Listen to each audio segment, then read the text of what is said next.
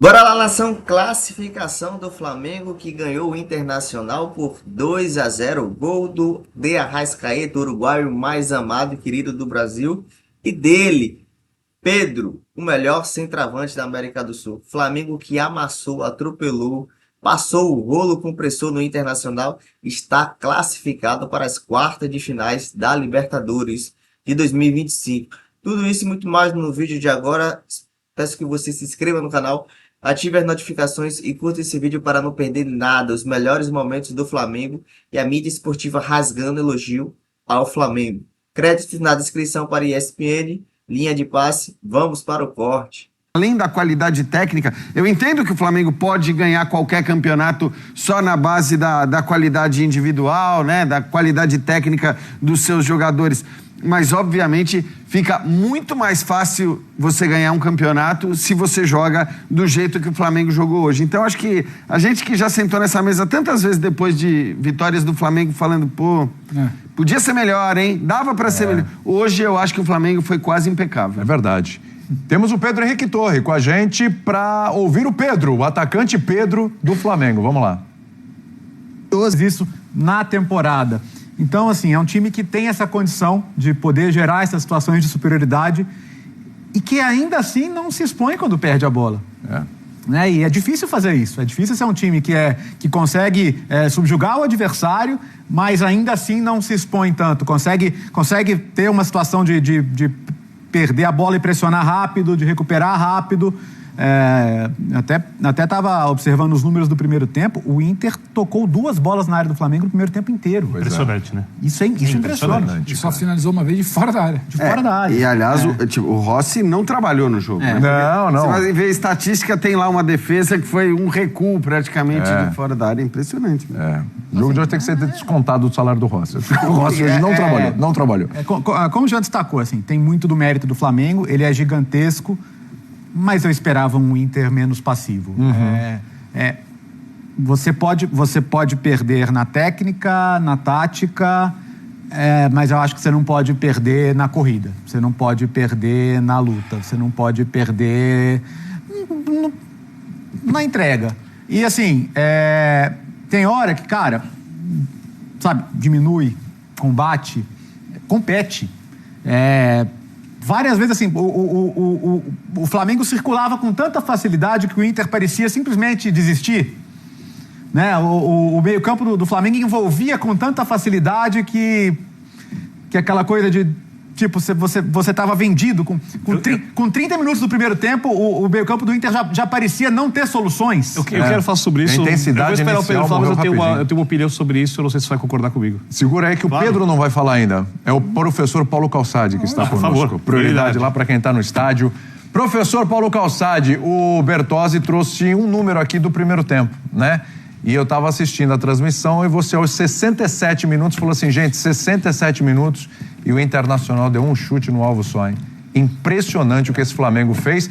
Ninguém melhor do que você que estava aí no estádio em loco para descrever pra gente essa belíssima classificação. E com óculos novos. Tá bonito, hein? Tá bonito.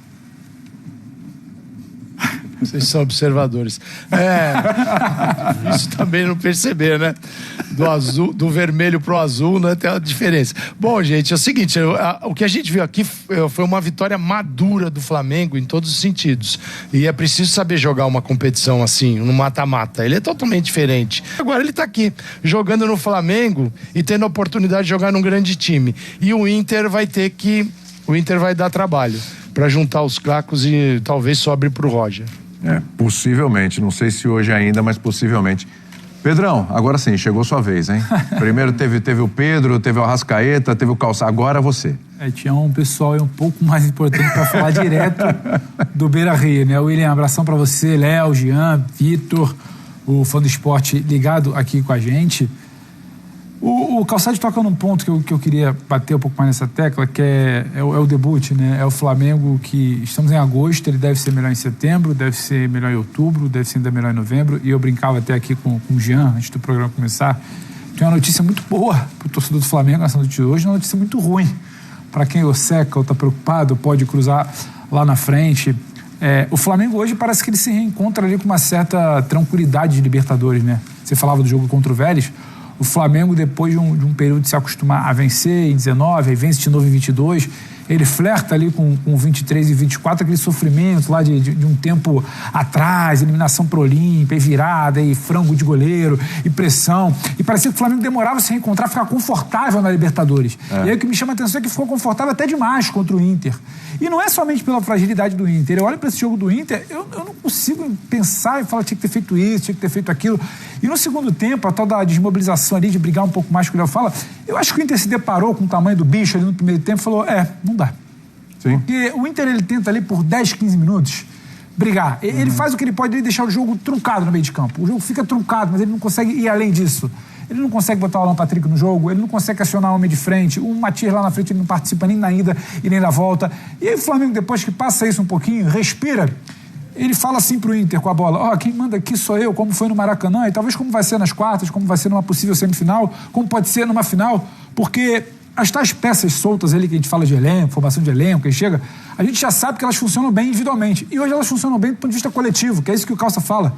Em setembro talvez esteja melhor, em outubro ainda melhor. Então, assim, é uma má notícia para quem vai trombar com o Flamengo aí pela frente. E uma ótima notícia para o torcedor rubro-negro, que tem mais o que comemorar. E ele se reencontra com uma certa coisa. Ele talvez não fale muito isso publicamente, mas entre os seus ele fala, olha, é esse Flamengo aí que a gente gosta de botar medo. Não é o tal do show, mas o que é dar show?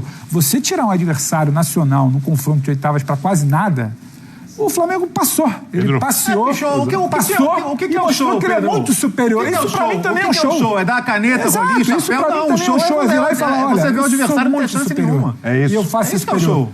Mas você queria Porque provocar assim, algum ponto aí. eu vou pegando vocês dois. Claro. Eu concordo com o que você falou sobre o Inter pouco competitivo, mas eu não acho que isso tem a ver com o Inter. Eu acho que, vou muito na linha do que o Pedro disse, chega um momento em que é um mata-mata. Então as coisas têm que ser resolvidas no jogo. Não dá para tentar resolver na próxima partida, não dá para você prospectar nada para frente. É você continuar no campeonato ou não continuar no campeonato. E aí eu acho que vem toda a temporada do Inter, né? Principalmente as várias fases de baixa.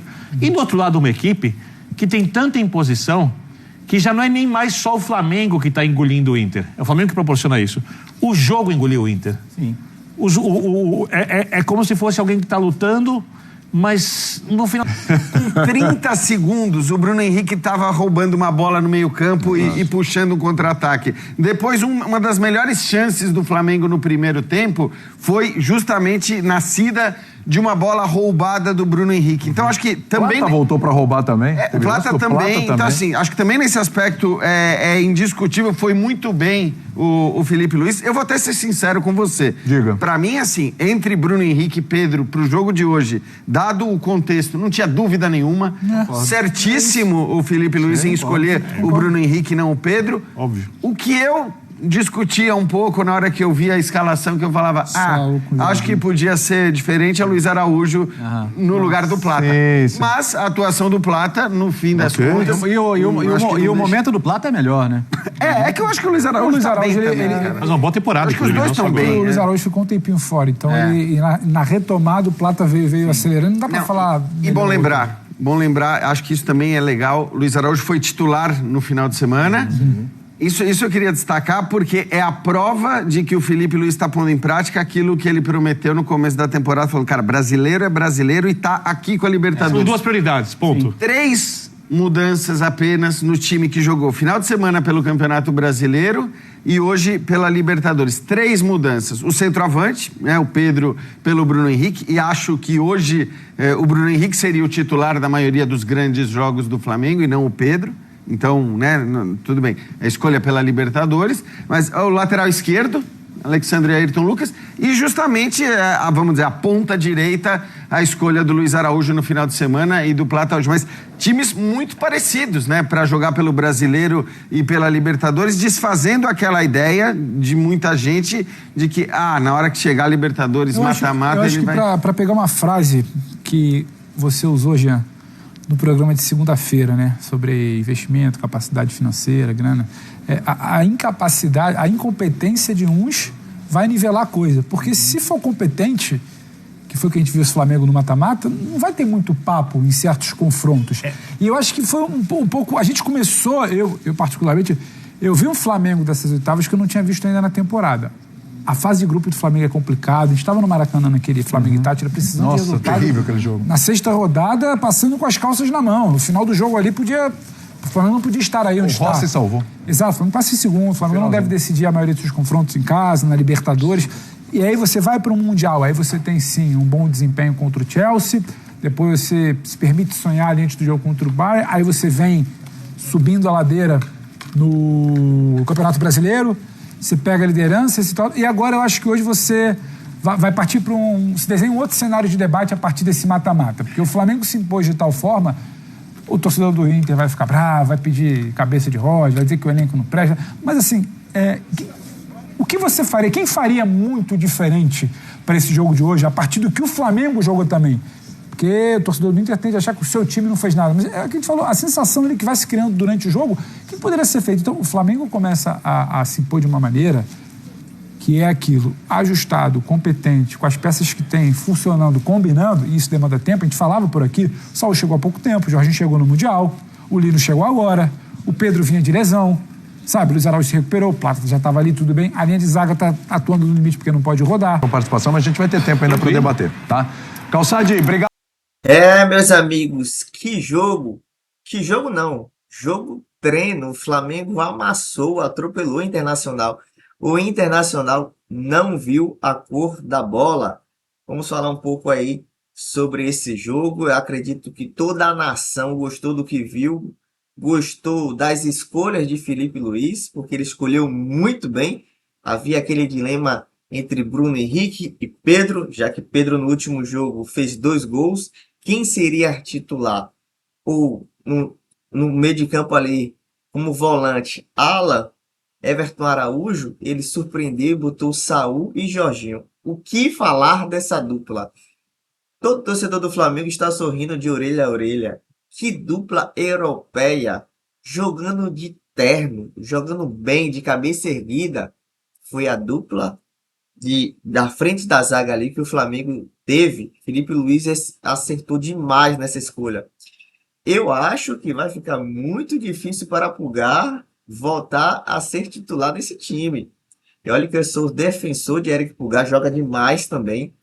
Mas pelo que Jorginho está apresentando, jogando de terno, e Saúl agora aí surpreendendo como volante, segundo volante, jogou demais, demais.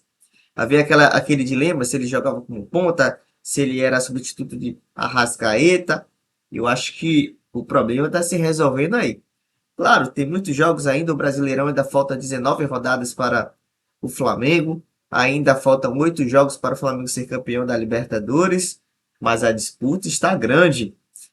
Bruno Henrique participou também de 2 lances importantes, 2 gols anulados, jogando muito bem. O primeiro gol sai da iniciativa dele, quando ele pega da ponta da direita ali, na lateral direita, entra, atravessando a bola para Samuel Lino, corre em direção à bola, mas infelizmente ele ficou impedido, e Samuel Lino conseguiu chutar, o goleiro deu de presente para Plata, que conseguiu dar um passe. Ali foi um passe de cabeça para De Arrascaeta, o uruguaio mais amado e querido do Brasil, e fez o seu gol.